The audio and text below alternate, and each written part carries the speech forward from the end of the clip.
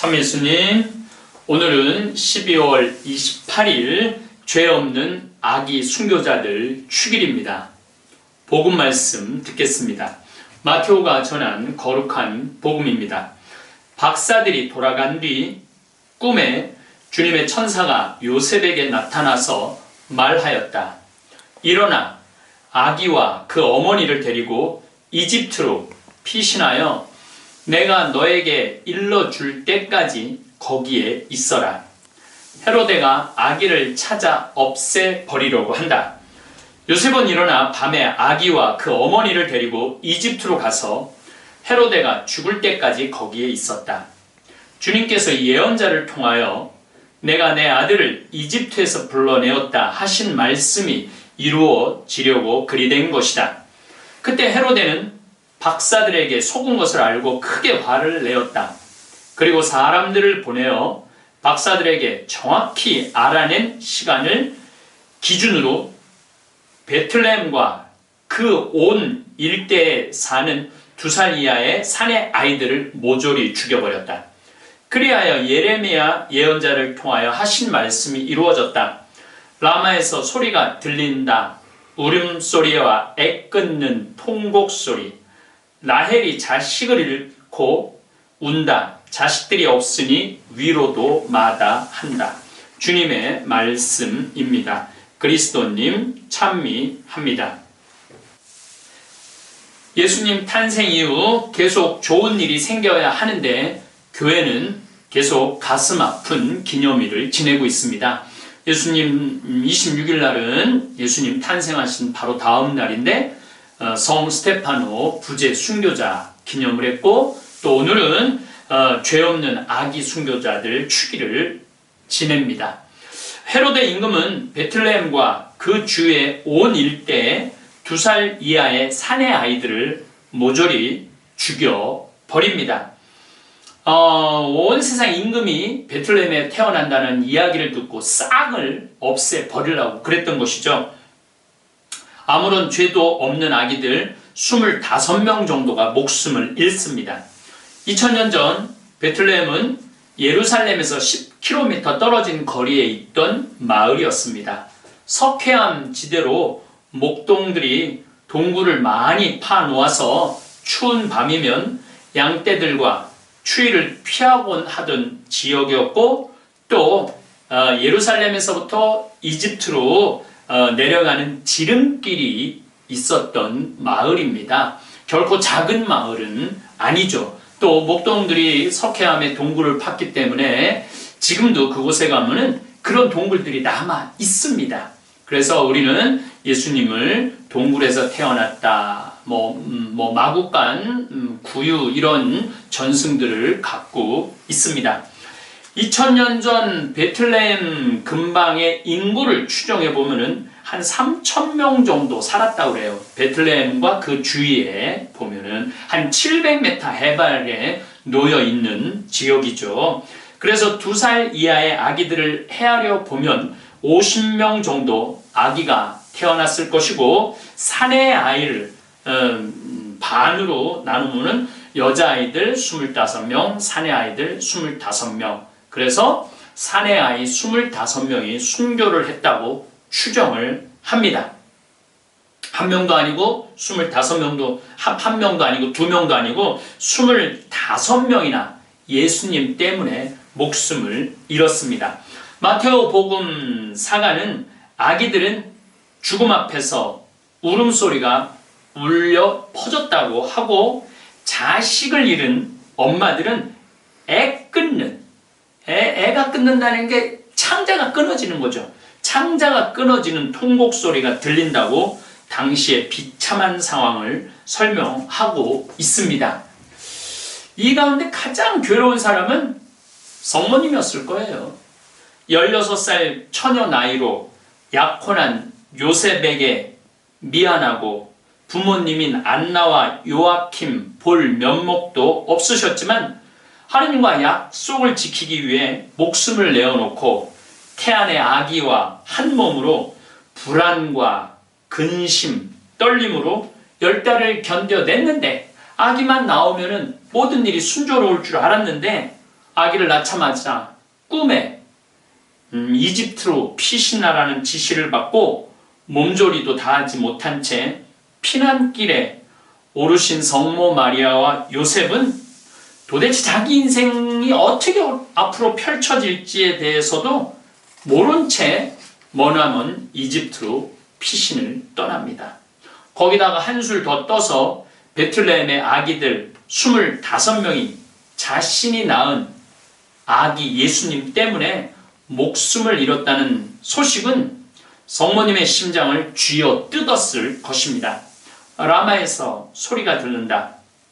울음소리와 애끓는 통곡소리. 라헬이 자식을 잃고 운다. 자식들이 없으니 위로도 마다한다. 자식들이 없어졌으니 그 위로가 무슨 소용이 있겠어요. 성모님께서는 25명의 소중한 아들을 잃은 엄마들 앞에서 무릎을 꿇고 사죄하고 위로할 시간도 없이 서둘러 염치도 없이 도망을 갔습니다. 저는 그 성모님의 마음을 가만히 생각해 보면은 그 성모님이 겪은 심적인 고통을 누가 감히 설명할 수 있겠습니까?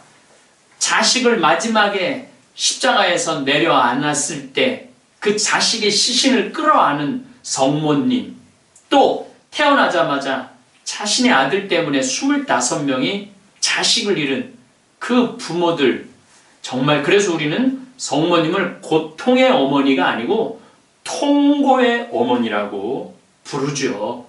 2000년이 지난 지금 제가 베틀레헴에 있었다면 그 어떤 위로도 감히 다 할 수 없다는 생각을 합니다.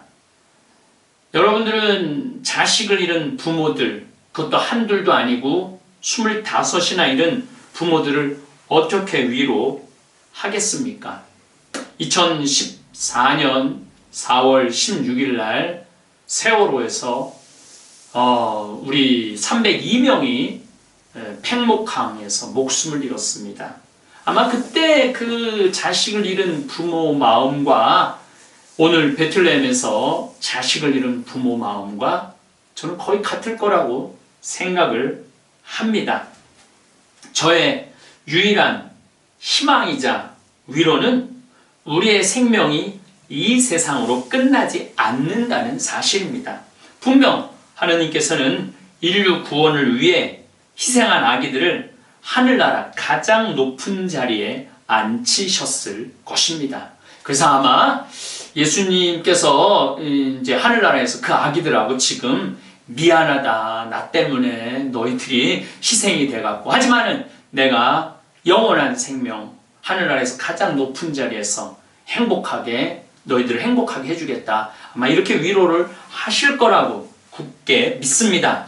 아울러 세월호에서 목숨을 잃은 우리 단원고등학교 학생들도 제 생각에는 지금 천국에서 아주 행복하게 지낼 거라고 믿습니다.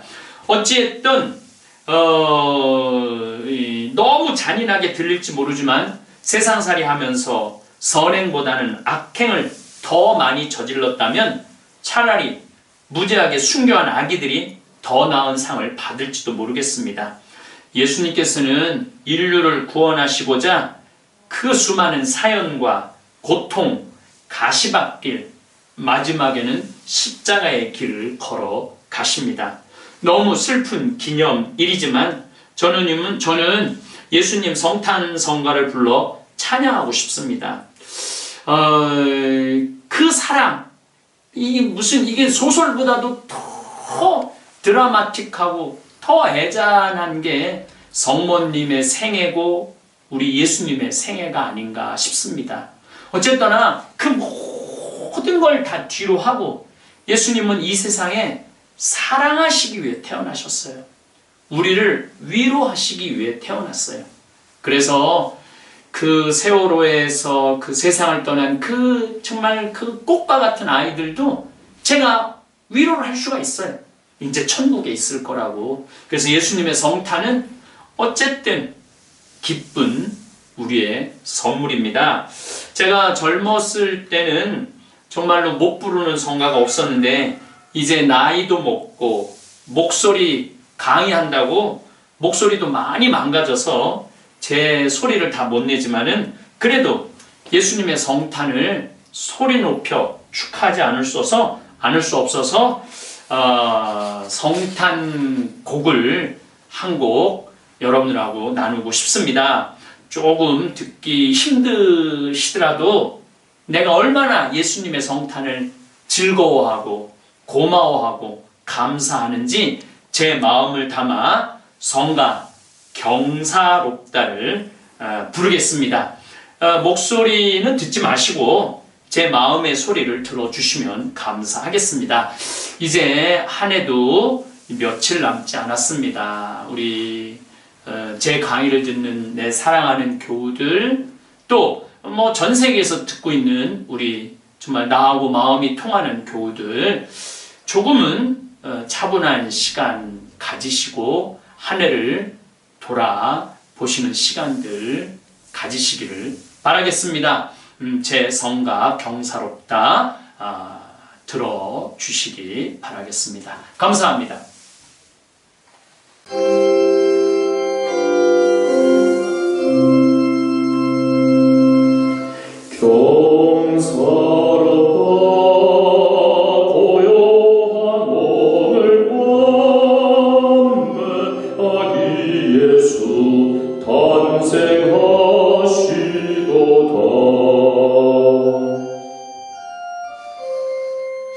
우리 죄를 사해 주시기 위해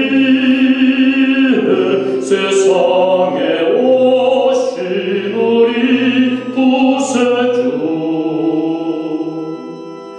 오늘 밤에 온 천하 만민들이 구주 탄생 기뻐하는도다.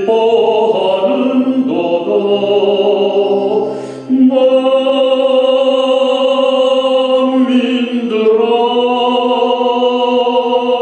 물어 불불지어다. 성탄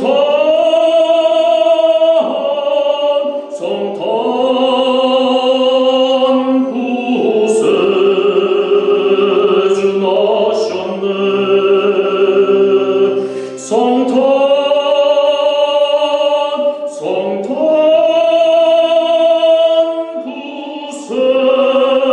구세주 나셨네.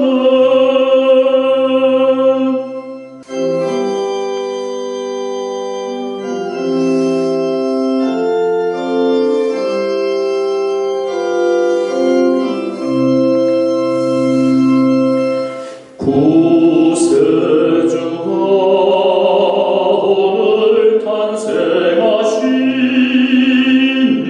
복되니 밤 기쁨 넘쳐나고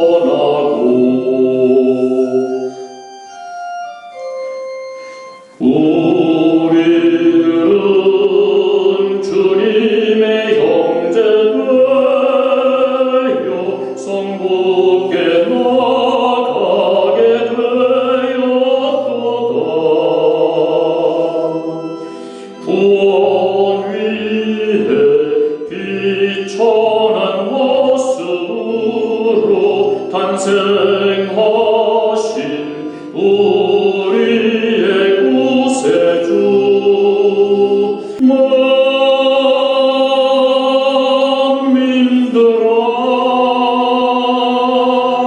구세주 찬양하라. 성탄